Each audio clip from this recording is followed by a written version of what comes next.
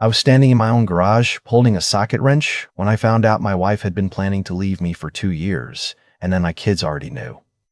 It was a Tuesday in October. I remember because Tuesdays were the nights I changed the oil in whichever vehicle needed it, and that week it was my son's pickup, the one I'd co-signed for, the one I'd been making payments on since he hit a rough patch 18 months earlier. I'm 57 years old. I spent 31 years as a maintenance supervisor at a paper mill outside of town, and before that I poured concrete, and before that I bagged groceries while I finished high school at night because my old man drank our rent money. I'm telling you that, not for sympathy. I'm telling you, so you understand that I know what work is. I know what it means to give your body to something so the people you love don't have to. The garage shares a wall with the kitchen. There's a vent, an old one, and if the furnace isn't running, sound carries through it like the wall isn't even there. I'd known that for 20 years. My wife apparently forgot. I heard her laugh first. Then I heard my daughter say, "Mom, you have to wait until the pension election is locked in. 8 more months. If you file before that, you only get the partial." And my wife, the woman I'd slow danced with in a VFW hall in 1992, the woman whose mother I sat with in hospice for 11 nights so she wouldn't be alone, the woman I brought coffee to in bed every single morning of our marriage, including the mornings we weren't speaking. My wife said, "I've waited this long. I can smile at him for 8 more months. God knows I've had the practice." I stood there with that wrench in my hand and I felt the temperature of my own blood change. That's the only way I can describe it. Not hot, cold, like somebody opened a valve in my chest and drained out everything warm I had left. Then my son's voice. My boy, the one whose truck I was leaning against. "Just don't let him add anything else to the house. The appraisal's already done. If he finishes the basement like he keeps saying, that's all stuff we have to account for in the split." The split. They had an appraisal. They had a timeline. They had a strategy meeting at my kitchen table, eating chili I had made that afternoon, while I was 20 feet away on a creeper board with my hands full of their problems. I want to be honest with you about something, because I think it matters. My first instinct wasn't anger. It was shame. Isn't that something? I stood in my own garage feeling embarrassed, like I was the one caught doing something wrong. Like I should apologize for overhearing. 31 years of putting everyone else first will train you to do that, to feel guilty for taking up space in your own life. I didn't go inside. I finished the oil change. I don't know why. Maybe because my hands needed something to do, or I was going to put that wrench through the drywall. I torqued the drain plug, I wrote the mileage on the little sticker, I cleaned up, and then I sat on an overturned bucket in the dark for a long time, listening to my family laugh on the other side of the wall about the man who paid for the wall. Let me back up, because you need to know how we got here, and I need you to know I'm not pretending I was a perfect husband. I wasn't.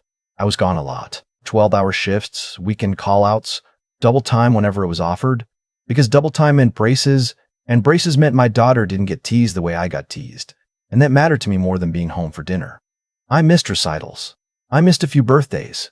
I fell asleep in the recliner more nights than I sat on the couch next to my wife. Those are real failures, and I own every one of them. But here's what I also did. I paid off this house 6 years early. I put both kids through state school without a dime of student loans. When my daughter's first marriage fell apart, I drove 400 miles in a snowstorm, loaded her whole apartment into a trailer by myself because her ex wouldn't lift a finger, and moved her home, and never once said a word about the wedding I just paid for. When my son got laid off, I covered his truck, his insurance, and his phone, and when he found work again and never offered to pay me back, I let it go. When my wife wanted to quit her job at the dental office 12 years ago because she was tired of working, I said, "Okay, honey," and I picked up more overtime at 51 years old with a back that sounded like a gravel driveway every time I bent over. I thought that was love. I thought providing was a language, and I was fluent in it. Turns out I was talking to people who had stopped listening years ago and just kept cashing the checks. The 8 months they were waiting on. I'll explain that, because it's the engine of this whole thing. My pension had an election coming up. If I retired after my full vesting date the following June, my wife, as my spouse, would be entitled to a survivor benefit and a much bigger slice in a divorce. The house had appreciated like crazy. The neighborhood got trendy. Don't ask me how. We've got a coffee shop now that charges $7 for something I can't pronounce. Between the house, the pension, my 401k, and a life insurance policy, I was worth a great deal more on paper than I'd ever felt in person. My wife had done the math. My children had checked it. That night I lay in bed next to her, and she put her cold feet against my legs the way she had for 3 decades, out of habit, and said, "Night, hon," and was asleep in 5 minutes. I stared at the ceiling until almost 4 in the morning, and somewhere in those hours, the shame burned off, and what was underneath it was very quiet and very clear. They wanted to play a long game in my house. Fine. I helped to build half the machines at that mill. I know how a long game works. The next morning I brought her coffee in bed, same as always. You want to know the hardest acting job of my life? It wasn't the big moments. It was that cup of coffee. Smiling, asking if she wanted eggs, looking at the face I'd loved since I was 26, and understanding that the person behind it had been performing for 2 years and I'd never caught it. I learned something ugly about both of us that morning. She was better at lying than I ever imagined, and apparently, so was I. That week I took a personal day, told my wife I was helping a buddy from the mill move a gun safe, which, for the record, is the single most believable lie a man my age can tell, and I drove 2 towns over and sat down with a divorce attorney. A woman, sharp as a box cutter, came recommended by a guy from my bowling league who'd been through a bad one. I told her everything, the vent, the appraisal, the pension timeline, the chili. She listened, took notes, and then she looked at me over her glasses and said something I'll never forget. She said, "Most men in your chair are here because of a feeling. You're here because of a plan. Theirs. So now we make yours." Here's what we did, and I'll keep it simple, because the details aren't the point. The point is that for the first time in my adult life, I was working overtime for myself. I documented everything. Bank statements going back 7 years. Every payment I'd made on my son's truck. Turned out it was over $19,000 when you added it up, and seeing that number on a spreadsheet did something to me. Every loan to my daughter that had been quietly reclassified as a gift the moment repayment came up. My attorney had me start a simple ledger and keep records like I was preparing for an audit, because I was. I also did something my attorney suggested that felt sneaky and turned out to be the smartest thing I ever did. I postponed nothing and announced nothing, but I stopped adding value. The basement I'd been planning to finish, I told everyone the contractor quotes came in too high. My wife pushed on that one harder than she pushed on anything in years. "We have the money, just do it." And I finally understood why she suddenly cared so much about a basement she'd never once gone down into, except to yell at me to come up. Every dollar I put into that house was a dollar she'd been promised half of. "Maybe in the spring," I told her. You should have seen her face. It was a tiny crack, gone in a second, but I'd started seeing the cracks now. Once you know the performance is a performance, you can't unsee the stage. The months that followed were the strangest of my life. I lived in my house like an undercover man. And I'll tell you the part nobody warns you about. It's the small moments that nearly break you, not the big ones. My wife humming in the kitchen on a Sunday morning, the same hymn her mother used to hum, and me at the table behind a newspaper, thinking, "You've already left, you're just still using the towels." My daughter calling to ask for my meatloaf recipe, chatting with me for 40 minutes, warm and easy and funny, and me hanging up and remembering her voice through that vent. All business, talking about partial pensions. Both things were real. That's what I couldn't get my head around. She loved me, and she was robbing me, and somehow in her mind, those two things had been introduced to each other and shook hands. Around Christmas, I broke a little. Not out loud. My granddaughter, my daughter's girl, 6 years old, the only completely innocent party in this whole mess, climbed into my lap during the present opening and fell asleep against my chest, and over her head I watched my wife and my kids exchange a look. Just a look. Half a second. But I'd become a scholar of their looks by then, and I knew what it said. It said, "He's good with her. That'll be useful. He'll still babysit after." They were planning my future role in the family like I was a piece of equipment being scheduled. Useful asset, post-divorce, childcare. I went into the bathroom and ran the water and stood there gripping the sink, and the man in the mirror had tears running down his face, and I let him for exactly 2 minutes, and then I washed up and went back out and asked who wanted pie. You do what you have to do. In February, my son came to me asking to borrow $6,000. Transmission, he said.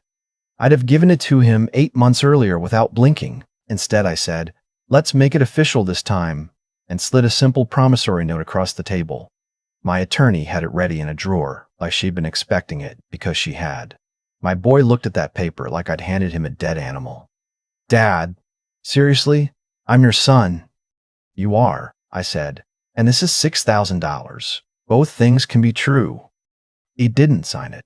He left annoyed, and within 2 hours my wife was on me about how I'd hurt his feelings, how money shouldn't come between family. I looked at this woman, who had a folder somewhere with an appraisal of my house in it, lecturing me about money coming between family, and I swear to you I almost laughed. I almost blew the whole thing right there. Instead I said, "You're probably right," and went to the garage. The garage and I had gotten very close that year. The vesting date was June 9th. My wife had a calendar in her head better than any phone. Starting in May, she got sweet. I mean sweet like the early years, cooking my favorites, touching my shoulder when she walked past, suggesting we shoulder when she walked past, suggesting we finally take that Florida trip in the fall. The fall, after the date. She was keeping the patient calm before the procedure. And kids called more, came around more, and there was this hum of anticipation in my house that everybody thought was invisible, and I'd sit in the middle of it at Sunday dinner, like a man at his own surprise party who'd already found the guest list. Here is what they didn't know. In March, my attorney and I had filed nothing, signed nothing, but prepared everything. Every account documented and frozen ready. The trust payments, the loans, the gifts, 23 pages, dated, totaled, organized, a separate checking account, perfectly legal, with my own paycheck routing into it as of April 1st. And the pension, this is the part that still makes me smile. My attorney had found that the way the survivor election worked, certain choices made at retirement required spousal consent, but the timing of my retirement was entirely mine. They were waiting for June 9th. They needed me to keep working past June 9th. Every plan they had was a train scheduled to leave from that one platform. So on June 2nd, I retired. 7 days early. 31 years and 51 weeks. I walked into HR on a Monday morning, and a kid half my age processed my paperwork and shook my hand and said, "Congrats, anything special planned?" And I said, "Yes, actually." And I meant it with my whole chest. The partial pension. The reduced split. Everything they'd spent 2 years carefully waiting to avoid. I handed it to them by walking out 1 week before their finish line. And you might say, hold on, didn't you cost yourself money too? I did. A chunk of it. My attorney calculated it down to the dollar before I did it, and she asked me, twice, "Are you sure? You're paying for this?" I said, "Ma'am, I've been paying for everything my whole life. At least this time I'm getting something I want." I came home that day and my wife was in the kitchen, and I set my hard hat on the table, the actual hard hat, 31 years of stickers on it, and I said, "I retired today." I watched the whole production collapse behind her eyes in real time. The smile held. The smile was professional grade, but her hands went still over the cutting board, and she said very carefully, "Today? Honey, I thought, you said end of summer." "Changed my mind," I said. "Life's short." She got her phone out within 10 minutes, went to the bedroom to call her sister. My daughter showed up at the house by 6. My son called twice. Nobody said the quiet part because nobody could. Admitting why June 9th mattered meant admitting everything. So they all had to stand around in my kitchen pretending to celebrate my retirement, eating the cake my wife frantically pulled together from a box, congratulating me through their teeth, while 2 years of strategy burned down behind their smiles. My granddaughter was the only one in that room actually happy for me. She made me a card with a stick man holding what I believe was a fishing pole. I still have it. It's in my truck right now. 3 days later, my wife sat me down with her serious face and a speech she'd clearly rehearsed, except she was having to perform the matinee months early. She told me she'd been unhappy for a long time, that we'd grown apart, that she wanted a divorce, and she hoped we could do this like adults. And I said, "I know." She blinked. "You know?" "What?" "I know about the appraisal. I know about the vent in the garage. I know about June 9th. I know what the partial pension does to your numbers. And I know our children helped you plan it at my kitchen table while I changed the oil in a truck I was paying for." I kept my voice level. I'd rehearsed too. And yes, we'll do this like adults. One of us has been doing it like an adult for 8 months. I've seen that woman cry at movies, at weddings, at insurance commercials. I'd never seen her face do what it did right then. It just emptied. Every script she had assumed I was a man who didn't know anything. There were no pages for this scene. She tried anger first. What was I doing eavesdropping? Then tears. I didn't understand the context. It wasn't what it sounded like. Then, and this is the one that ended any doubt I had left, she tried negotiating. Within 20 minutes of being caught, she was talking numbers. The grief lasted 20 minutes. The math lasted the rest of the year. The divorce took 11 months. I won't drag you through all of it, but I'll give you the parts that matter. The 23 pages of documentation mattered enormously. Every dollar to the kids was accounted for and factored in. The early retirement mattered. The judge was a man about my age, and when my wife's attorney tried to argue that I had retired early, specifically to reduce her share, which, let's be honest, I had, my attorney stood up and read the timeline of their planning back into the record, the appraisal date, all of it, and said, "Your Honor, my client did not start this race. He simply declined to run it on someone else's schedule." The judge looked at my wife for a long moment over his glasses, and I watched her understand that the room could see her. She got her share. The law's the law, and 32 years is 32 years, and honestly, I didn't fight to leave her with nothing.